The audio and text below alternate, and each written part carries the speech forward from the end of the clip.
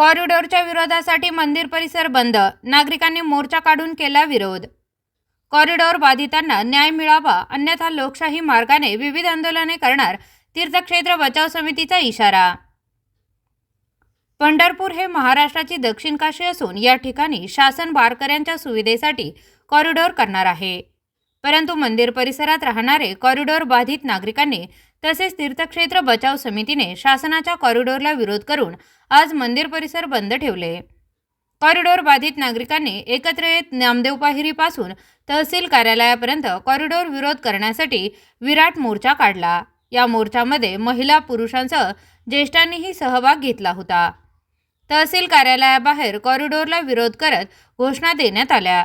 दरम्यान यावेळी तीर्थक्षेत्र बचाव समितीचे अभय सिंह इचगावकर यांनी आम्हाला मंदिर परिसरात कॉरिडॉर नको आहे, सरकारला विकास करायचा असेल तर शासनाच्या इतर खुल्या जागेंवर करावा, अन्यथा लोकशाही मार्गाने आम्ही विविध आंदोलने करून विरोध दर्शवणार आहोत, असा इशारा यावेळी दिला। मागणी अशी आहे की सरकारला आज आम्ही प्रेमपूर्वक सांगत आहोत की आपण साधू संतांच्या आशीर्वादावर सरकार निवडून आणलं, हे मुख्यमंत्री महोदयांनी निवडणूक झाल्यावर सांगितलं।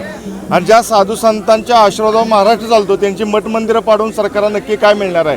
आज ज्या घरातून गेले 400-500 वर्षापूर्वीपासून भजन कीर्तन चालते ते मंदिर मठ आणि घरदारं पाडून सरकारनं विकास करू नये, त्यासाठी सरकारनं मोकळ्या जागेचा जो शासकीय जागा आहे त्याचा विकास करावा आणि पंढरपूरच्या वैभवात भर घालावी अशी आमची मागणी आहे। एकच आहे की कॉरिडॉर रद्द करा आणि चांगला आराखडा तयार करून पंढरपूरवासियांना सुख द्या। सौ सुलभा राजेंद्र वट्टमवार नामदेव पायरीजवळच राहतो आणि आमचा पूर्णपणे या कॉरिडॉरला विरोध आहे। तुम्ही पंढरपूरचा भकास करून कुठला विकास करणार हे आम्हाला माहीत आहे। फक्त एकादशीला द्वादशीला तुमच्या एकादशीला गर्दी होते, पण एका दिवसासाठी पूर्ण तुम्ही म्हणजे इथलं काही निर्मनुष्य करणार आहे का? तुम्ही एरवी येऊन बघा। आता वाटते मंत्र्यांना त्यांनी एरवी यावं, तर तेव्हा पंढरपूरमध्ये किती गर्दी असते, तुम्हाला काय गरज आहे? आम्ही तहसील कार्यालयावर जाणार आहे, आम्हाला कॉरिडॉर नको आहे आणि मुलापासून ते वृद्धापर्यंत आम्ही तहसील कार्यालयाला भेट देणार आहे की आम्हाला कॉरिडॉर नको आहे आणि पूर्णपणे आमचा कॉरिडॉरला विरोध आहे। पंढरपूर तीर्थक्षेत्र बचाव समितीने हा आज विराट मोर्चा काढलेला आहे। आमच्या मागण्या अगदी थोडक्यामध्ये सांगतो, कॉरिडॉर घरदार पाडून करू नका। आजपर्यंत कुठल्याही राज्यकर्त्याने विकास जो केला तो घरदार पाडून केलेला नाही आहे, त्यामुळे तुम्ही घरदार पाडून करून विकास करू नका।